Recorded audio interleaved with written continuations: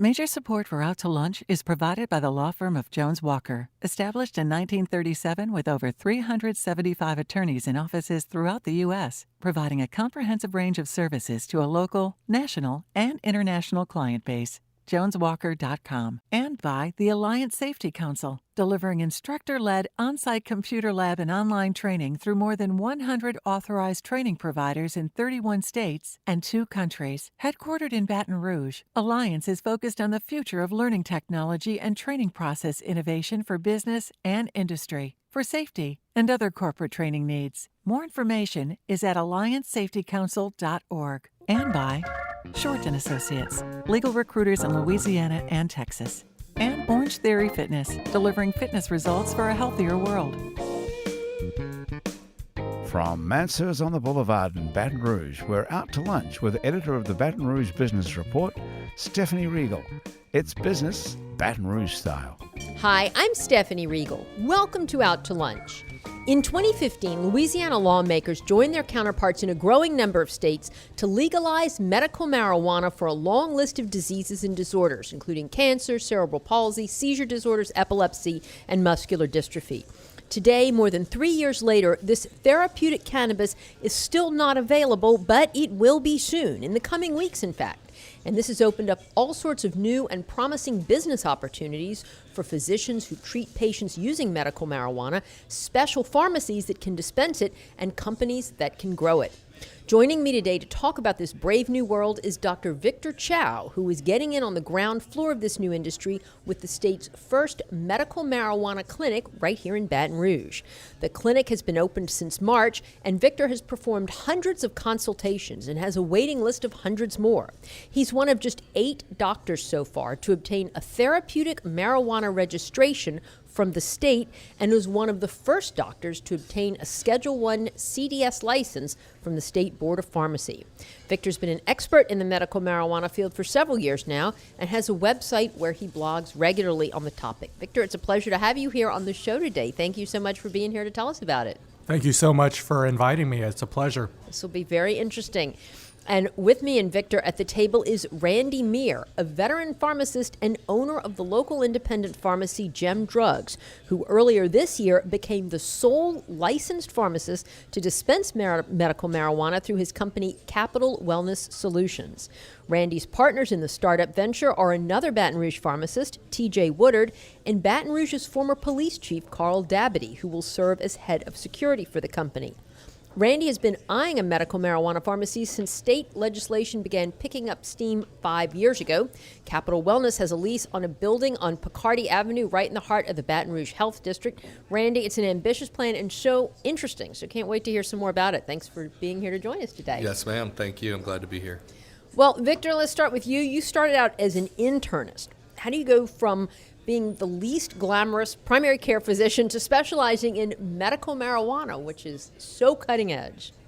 Well, I would debate that internal medicine is the least glamorous, but we'll leave that debate for another day. No, I actually was interested in medical marijuana again around 2015 when I saw that the state had passed the legislation, but it really wasn't until about a year ago when all of the legal framework was set up where I really started to look at it in earnest and, learning about what other states had done, what physicians in other states had done. And like you said, it was a chance that I really took to be on the cutting edge and being someone that could be a leader in this new medical treatment. Now, since it isn't available yet, how have you established your expertise? I mean, have you worked with it in other states, or you've just studied up on it?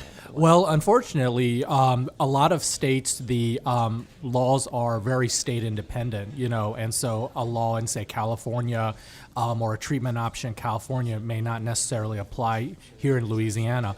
But, yes, over 1,500 hours, in fact, that I've studied, spoken with other physicians, looked at research, really in an attempt to prepare myself. And to this time, actually, I've done close to 200 consultations, with actual patients, and, as much learning from them as I am being able to help them as well. Interesting. Now, Randy, you wanted to get in on this field several years ago also. Why? Yes, ma'am. Just because I love pharmacy, and when this was going to be brought to pharmacy for the pharmacist to be involved in the dispensing process, I viewed it as being on the cutting edge. I love being on new things in pharmacy and being able to help patients. So many patients have expressed this need. A lot of people have to go to other states, and to be able to offer that in Louisiana is just something really good. And to be a part of that and be on the cutting edge of it is just wonderful. No, you won't be able to do it through your GEM pharmacies. It'll be it's a Capital Wellness Solutions Yes, ma'am. retail storefront, for instance? Yes, or- ma'am. So I own several pharmacies throughout Louisiana. This pharmacy will be unique because it will only dispense medical marijuana. The Board of Pharmacy was very aggressive in making sure that patients wouldn't be coming in for other things because you just don't want any patients walking into the building. We want to have it controlled, and the state has been very good at identifying why it should be controlled, and it's just so that not random people are coming in, treating other disease states and so forth. We can just focus on this specifically. Now, what diseases are treated with medical marijuana? So initially, the state had come up with a list of about 10 things back in 2015, and then most recently they added another 5. Probably the most common ones that I see in my clinic are chronic pain, PTSD, but other ones include autism and some of the ones you had said earlier, seizures, cerebral palsy, muscular dystrophy, HIV, and there's a few more. Now, correct me if I'm wrong, but the way I understand it, a physician cannot prescribe medical marijuana. Is that correct? Only recommend it?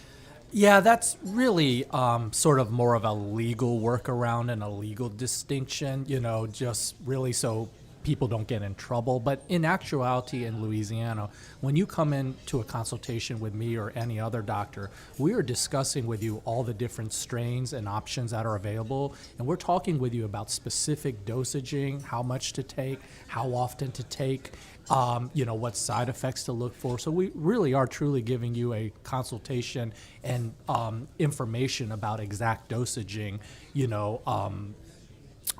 in Louisiana.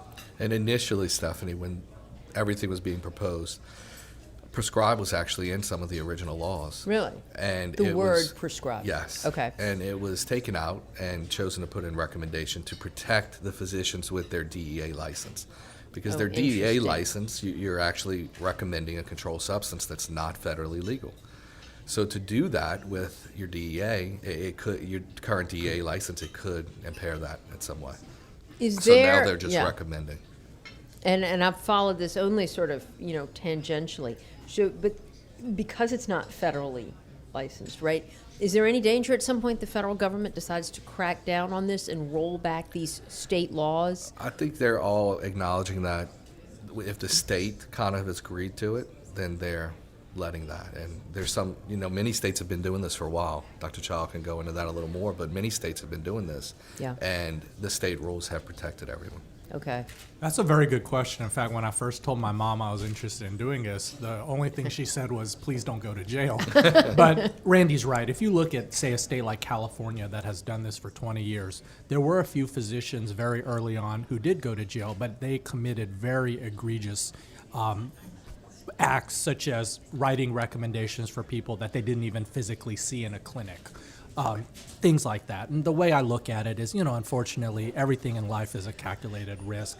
I think the U.S. attorney has a lot better things to do than go after people like Randy and me. Tell me kind of what the big picture is, how it works in Louisiana. There are just a couple of places that can actually grow the marijuana, if I'm not mistaken, and then I didn't know how it was processed and what form you sell it in, Randy and Victor. Do you recommend patients to places like Capital Wellness, and do you need a physician to recommend a patient to you, or I could just come to you directly and say, gosh, I've been having headaches, or whatever? How does it all work together? The rules initially carved out that Southern University and LSU would be part of the grow process. Right. And then they had RFPs that came out to go ahead and pick someone that would be involved in that. GB Science, of course, is the one that's going to be the front leader in it currently. So GB Science is where we will initially be purchasing all of the product from. And it's coming to us already in a finished product. Okay. So as pharmacists, we will be dispensing what they give us, almost like a manufacturer. And how are they going to give it to you? As a pill? Or They have an a couple edible? forms. There's a couple forms initially. We're going to grow and expand that. But initially, we're only going to have 2 different forms, an oil tincture and pills. Okay. The pills will be sublingual, and then you'll have the oil tincture. And the medical marijuana or the therapeutic cannabis is different than the marijuana you might smoke to get high because this doesn't make you high. Is that correct? It is correct. And it's mostly because there's ratios involved here when GB Science and they're producing it. It's ratios, so it's a combo of CBD and THC. And we find that And the THC is the part that makes you high, right? It is, but it's in limited use, and it's actually, some can say that when it's a small ratio, you get the medical benefit from it. You do not get these side effects of highness and so forth as some talk about.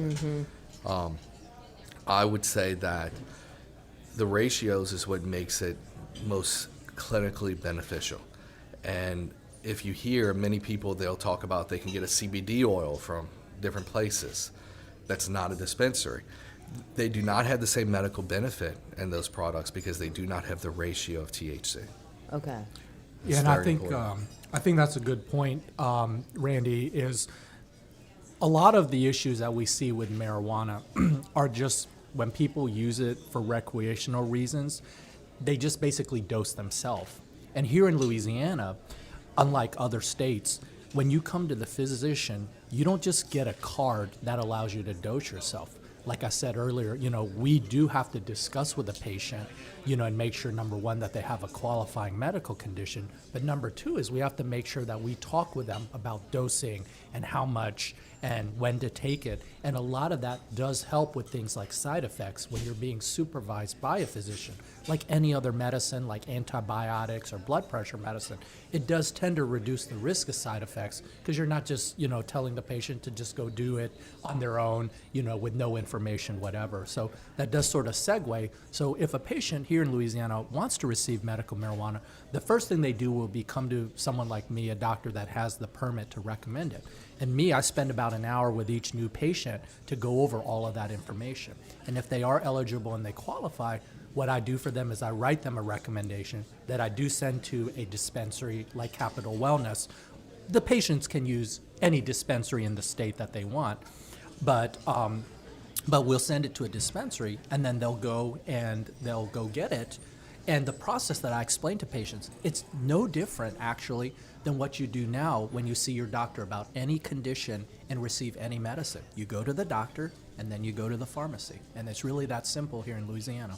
And you said you'll sit down with them, and if they qualify or if you decide there's a need, then you refer them or recommend them to Capital Wellness or a dispensary. What makes you, how do you know whether they qualify? I mean, what criteria do you use? Does it have to be chronic pain? Does it have to be really bad chronic pain that nothing else can address?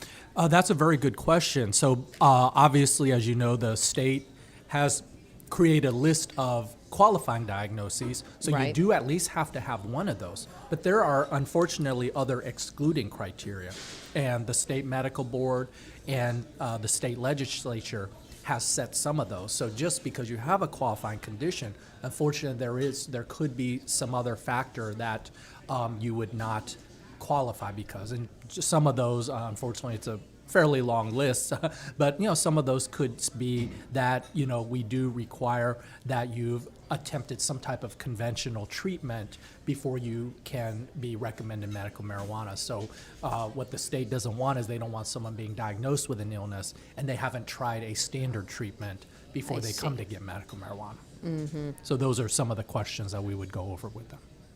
And I guess that's why they have so carefully limited the number of practitioners that are able to participate in this arena, because they want to make sure that you're following the rules. Yes and no. I think the number of practitioners now currently probably is numbering somewhere at around 50, which if you actually compare with other states, that's actually about the same percentage that other states have had in in this phase of their medical marijuana programs. It's never been a very popular thing for a lot of doctors to participate in for various reasons due to, like Randy said, possible legal risk and just other things. One of the main ones I know is from speaking with doctors is it's just hard to find really good information. So if you don't devote a lot of time to learning about it and studying it, it's really hard to find good information to be able to recommend to your patients. You're listening to Out to Lunch. I'm Stephanie Riegel. I'm talking to Victor Chow of the Medical Marijuana Clinic of Louisiana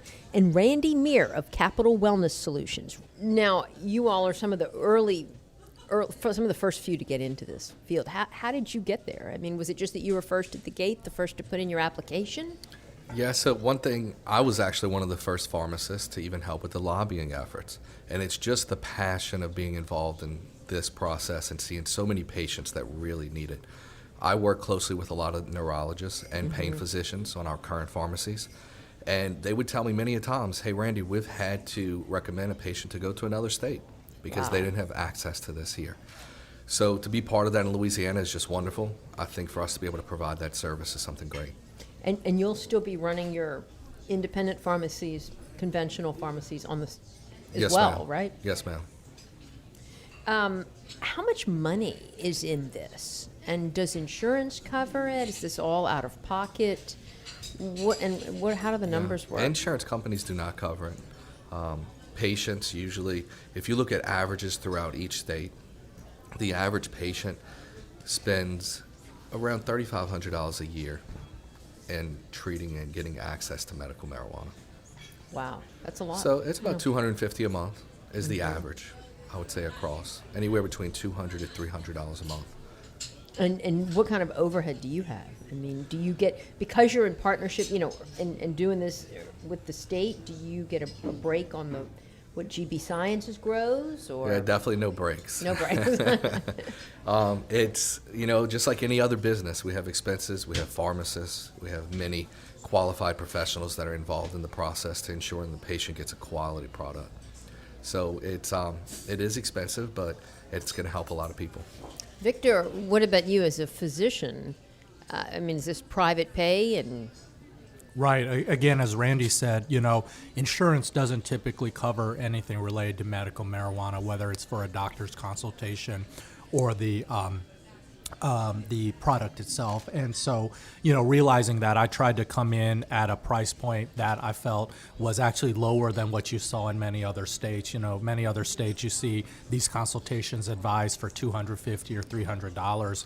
And so my goal was to come in, lower than that, to be able to offer this to as wide a variety of people as I could. So I actually charge $200 for my 60-minute consultation, which I've been told is actually one of the longest consultations that you'll get in from anyone in the entire state with this topic. And I do want to go back to a point that Randy made, which is Louisiana, unlike many other states, it's actually a pharmacist that is dispensing this. And in many other states, when you go to a dispensary, you might have a 21-year-old kid, a 22-year-old kid that has no medical experience that is dispensing this to you. And here in Louisiana, I think the legislature had the foresight to realize that the pharmacist's input was crucial in this process. have you had to study up on it, Randy, as well, to learn about it as Victor has? Definitely. We've visited many states, many dispensaries in other states. We've been to Connecticut.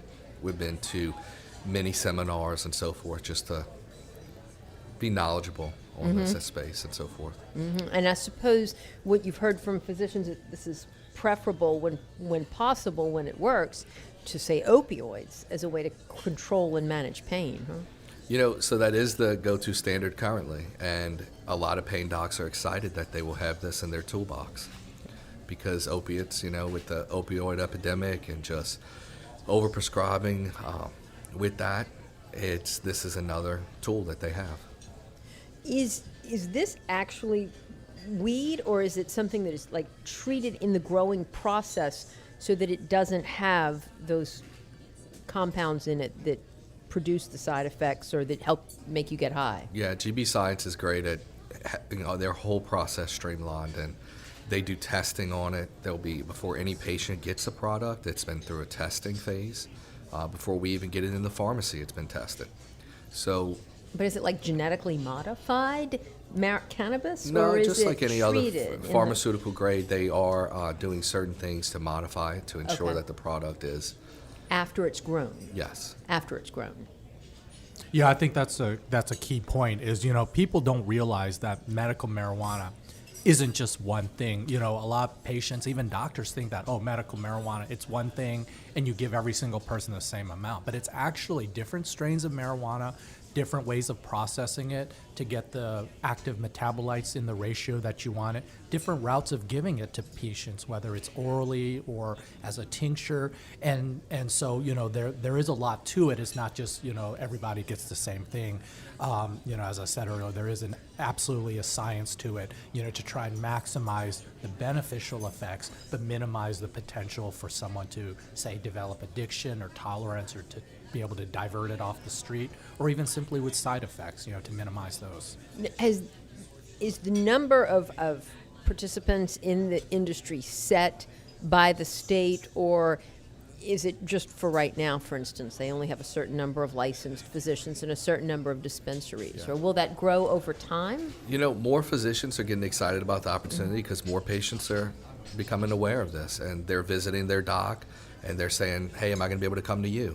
So a lot of physicians are I get calls every day from physicians wanting to know, hey, Randy, do you have some information on how we can sign up? Some that don't know.